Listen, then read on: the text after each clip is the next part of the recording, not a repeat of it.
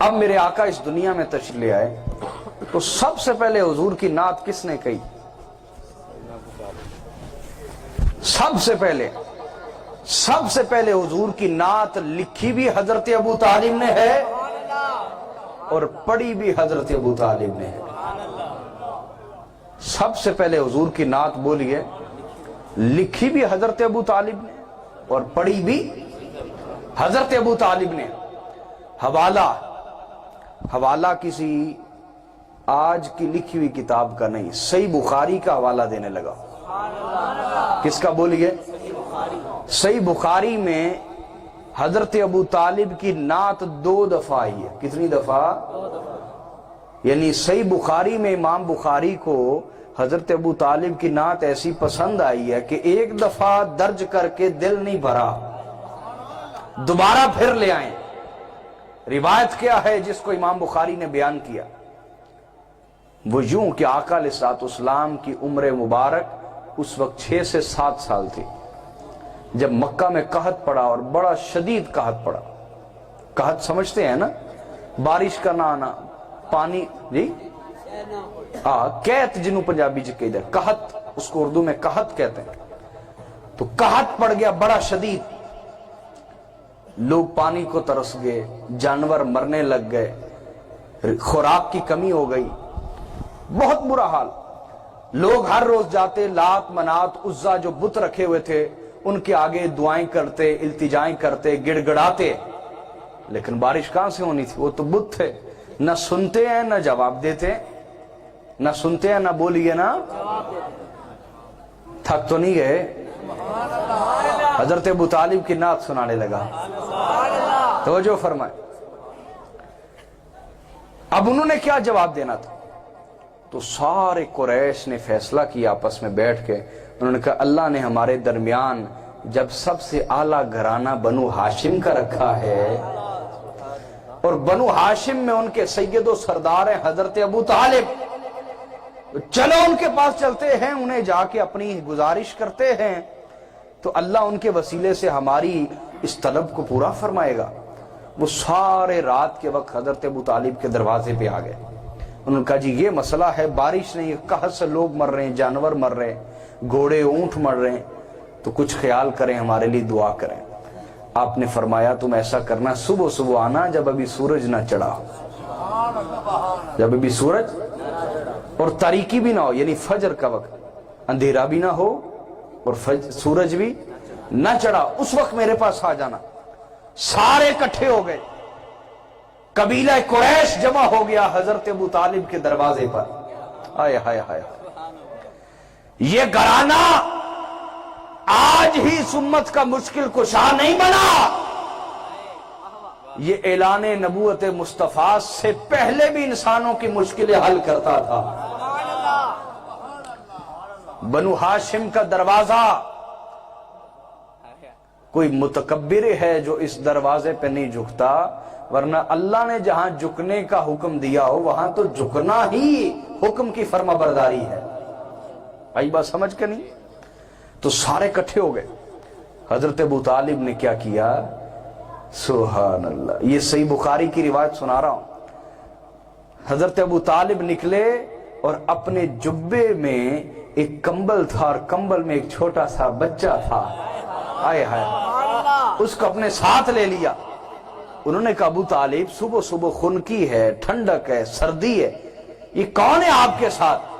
آپ نے فرمایا اسی نے تو کام کروانا ہے، اسی نے تو کام کروانا ہے، میں کوئی بے سند واقعہ پیش نہیں کر رہا، کوئی جھوٹی حکایت پیش نہیں کر رہا، صحیح بخاری کی روایت سنا رہا، اور اس حدیث کے راوی حضرت عبداللہ ابن عمر ہیں، ان کی روایت سے پیش کر رہا ہوں۔ وہ فرماتے ہیں کہ آقا علیہ الصلوۃ والسلام کو انہوں نے اپنے ساتھ لے لیا کمبل میں اور چل پڑے، اور جب حرم کعبہ میں پہنچے تو کیا کیا؟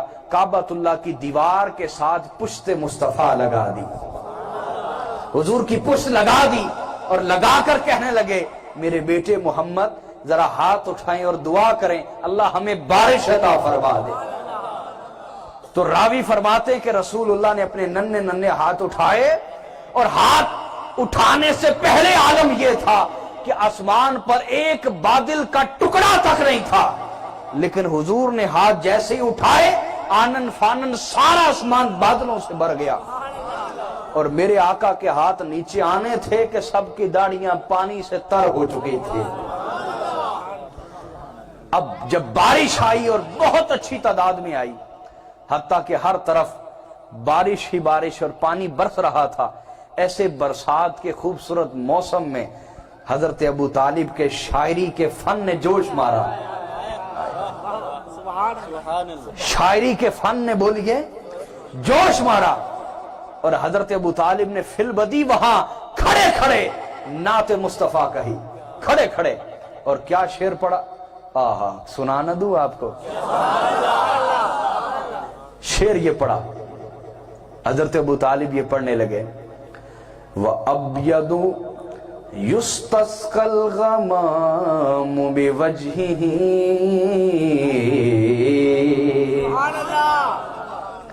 وَأَبْيَضُ يُسْتَسْقَى الْغَمَامُ بِوَجْهِهِ ثِمَالُ الْيَتَامَى عِصْمَةٌ لِلْأَرَامِلِ۔ یہ اور بھی آگے ہے، چونکہ آپ کو سمجھ نہیں آنی اس لیے میں دو صرف اس کے مین جو شعر ہے وہ پڑھنے لگا۔ قصیدہ لامیہ لکھا حضرت ابو طالب نے، کھڑے کھڑے قصیدہ لامیہ حضور کی شان میں بیان کیا، اور کیا کہا، وَأَبْيَضُ يُسْتَسْقَى الْغَمَامُ بِوَجْهِهِ، اے وہ ہستی جس کا چہرہ بڑا سونا اور خوبصورت ہے، وَأَبْيَض، ابیض کہتے جو انڈے سے بھی زیادہ سفید ہو، انڈے سے بھی زیادہ سفید، اے انتہائی خوبصورت سفید سونے مکھڑے والے، یُسْتَسْقَى الْغَمَامُ بِوَجْهِهِ، وہ ہستی جس کے وسیلے سے بارش طلب کریں تو فوری بارش آ جاتی ہے، ثِمَالُ الْيَتَامَى عِصْمَةٌ لِلْأَرَامِلِ، وہ ہستی ثِمَالُ الْيَتَامَى کہ وہ یتیم جن کا کوئی حامی اور والی وارث نہیں ہوتا، ان کے بھی آپ والی اور وارث ہیں، عِصْمَةٌ لِلْأَرَامِلِ، اور وہ بیوہ عورتیں جن کو کوئی عزت دینے کو تیار نہیں ہوتا، آپ ان کے سروں کے اوپر بھی چادریں رکھتے ہیں۔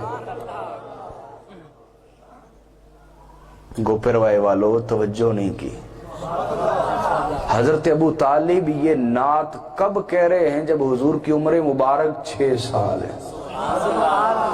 کتنی بولیے؟ 6 سال، جس حضرت ابو طالب کو